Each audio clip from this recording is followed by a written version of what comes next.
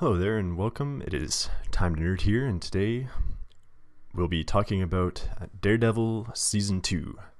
I just finished watching the last episode last night, so I'll start off with the kind of more broad comments about it in case you haven't already watched it and are looking for non-spoiler reviews, but then at some point I will be putting spoilers here when I'm about to start talking about more of the specific details. But overall, I thought it was just as good as the first season.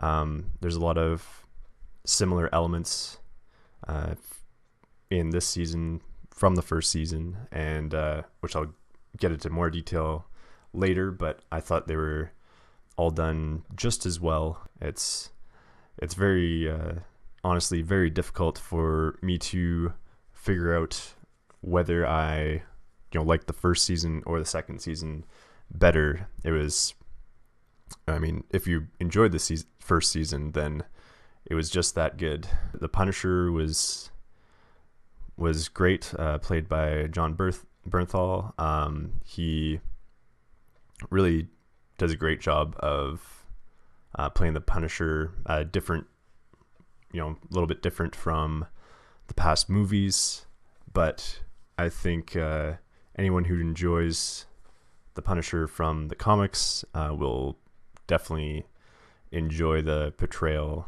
of him in this Netflix season.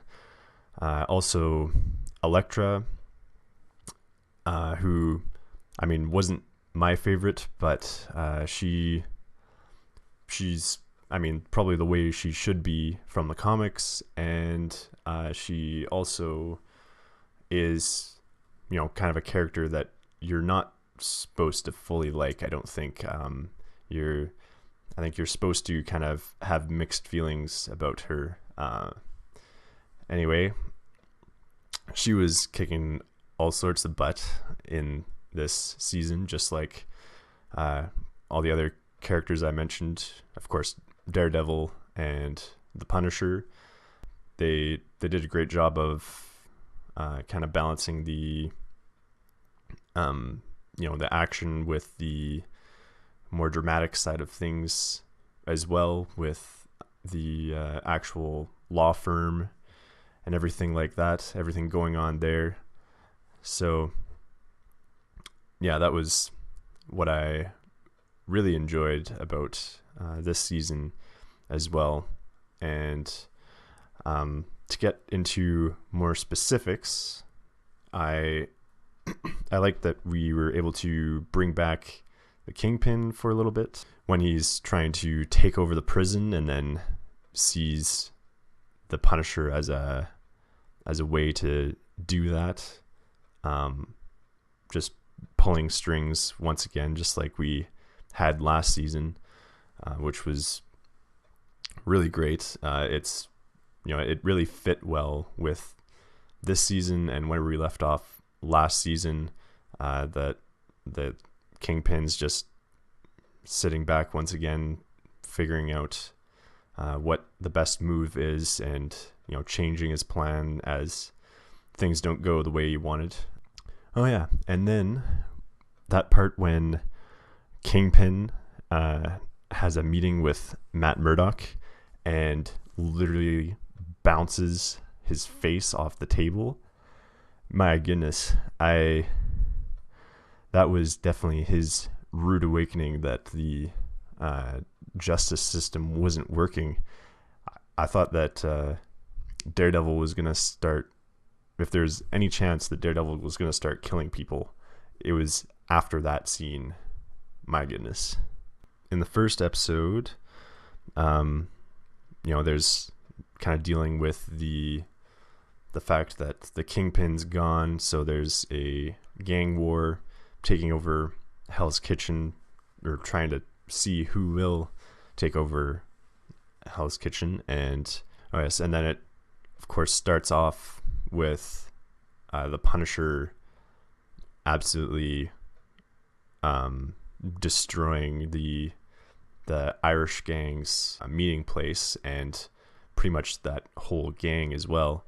It was a bit, I guess, questionable that they were saying, oh yeah, the Punisher's taking out people with military precision, and then but the first thing you see of him, he's just, you know, unloading rounds after rounds, absolutely like wiping out an entire gang. I mean, sure, he wiped out the entire gang, but there were quite a few bullet holes in the walls too. It's not like he was taking one shot each. He was just firing until they stopped firing back, basically.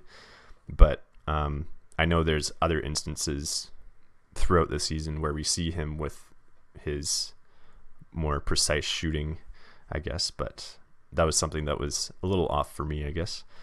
And then, of course, when Daredevil and Punisher meet, those fights were just as good as it looked like it was going to be from all the trailers, which were awesome, by the way.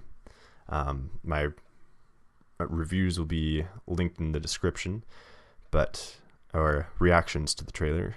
And so the part where Daredevil's tied up to the wall there, that brick wall, that was a really good, basically episode, because he spends most of his time there, and then they're just talking back and forth, Daredevil and Punisher, and I thought that was all done really well. You get more of a insight into, well, each of the characters really, and why they do what they do the way they do it. And even in the earlier episode, it was kind of set up that there would be this big, you know, debate, because Daredevil is taking down those the guy that's giving out guns to gangs, and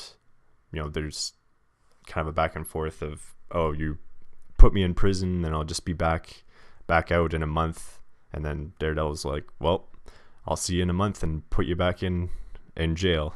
And so there's kind of already the idea that, you know, you can put them in prison all you want, but they're just going to keep coming back and causing more crimes, which is why Punisher thinks that they need to be just gotten rid of permanently. And I thought that was set up very well, and payoff for that was done well too, because there's issues between him and Punisher, as well as Elektra, for the same idea. Elektra is just basically wants to just kill whoever gets in her way, and of course Daredevil doesn't like that very much. Another thing I wanted to mention about the Punisher is he spends most of the season with his face completely bruised and bloody the entire time. It was good to see that you know, he wasn't getting out, you know, untouched. It's not like he was untouchable. He was getting his fair share of beating as well. But of course, no matter what, he was always the one walking away from the fight, in most cases, the only one walking away. Even with the, you know, scenes where he was being tortured and stuff, he's the one that ends up walking out of that one. But with, I guess, going back to, I think it was like episode 3 or 4, when Daredevil gets out of or gets away from the Punisher. Well, before he gets away from the Punisher, but he gets out of the chains, and then we have a similar scene to the famous hallway scene that where, you know, he's fighting all those gang members throughout the hallways, trying to get to that boy that's been abducted. But there is a similar scene to that, as you know if you're this far in the video, But I thought that was done just as well, and it was great to kind of put that near the start of the season to kind of show everyone that this season was going to be just as good as the last season. And as predicted, the fighting against the hand ninjas was really well choreographed and done, as I kind of expected from the trailers. Once again, the trailers are really just a great indication of what we were going to get in this season, and at the same time, they didn't give anything away. Basically, they told you who's going to be in it, and I guess maybe some of the dilemmas that were going to be popping up for Daredevil and Punisher, the disagreements between them. But most of what we saw in the trailers was in the first, let's say, half of the season. There was a couple things that, a couple moments here and there from the trailers that actually were later on in the season, maybe the last couple episodes. But yeah, they did a great job of putting that together without showing us, without spoiling anything for us, which is something people complain about a lot for movies that have been coming out recently. But speaking of near the end of the season, where Punisher is brought into the prison to basically kill off the guy who's in charge of the prison, and then they let out a dozen of his gang members to try and kill the Punisher, and once again he's the one walking away from that fight. But that was another brutal fight that he wasn't walking away from without a little blood, that's for sure. And yeah, it just goes back to my point about how it was great that he wasn't untouchable, but he was still, just pushing through whatever got in his way, basically. The whole thing with Stick, Elektra, and Daredevil was, I guess, probably not the strongest point of the season, I guess. It was a little weaker to me. They're kind of always keeping things a little bit too mysterious or whatever I found, but it was still good. It just wasn't, I didn't think it was as good as the stuff between Punisher and Daredevil and their interactions, basically. But I still enjoyed all the fighting that came out of that, because that was all choreographed and done very well. It was really intense, and kind of cool to see the ideas that Daredevil has limitations to how well he can fight, and how well he can detect kind of other people that'll be coming his way, and then how he was able to overcome that with listening for their breathing rather than their heartbeat. So that was all really cool too. And of course we get more from Foggy and Karen, although I guess it did seem like we were getting less from them than last season, which was fine for me.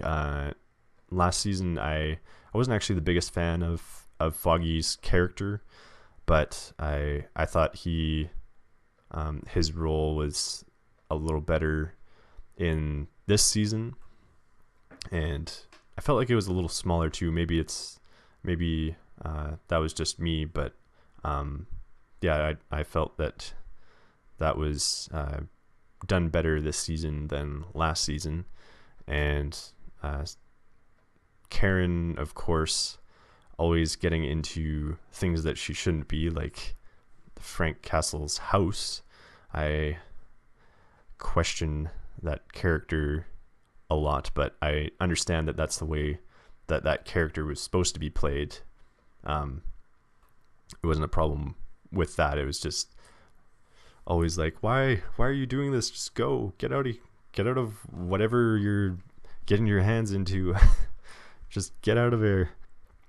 Now, even though they kind of broke everything up with Nelson and Murdoch, I don't know, I was okay with that. The way that was handled, and the conclusion to that, Foggy going off to the bigger firm where with connections to Jessica Jones. So that was kind of cool. They'll have some, once again, some of the supporting characters kind of crossing over between those seasons, and then Karen going into the working with the paper to be a reporter. I thought that kind of made sense too, even though to some people it may be like, why are you breaking up the Nelson and Murdoch, because that's one of the main parts of Daredevil. But I thought it made a lot of sense, really. Anyway, I've been talking for probably 10-15 minutes, so those are my thoughts on season 2. Make sure to leave yours in the comments, and also, if you like this video, make sure to give it the good old thumbs up and subscribe for more. You can also follow me on Twitter at DylanMcGill8 for updates when I upload new videos. Thank you for watching, and I'll see you next time.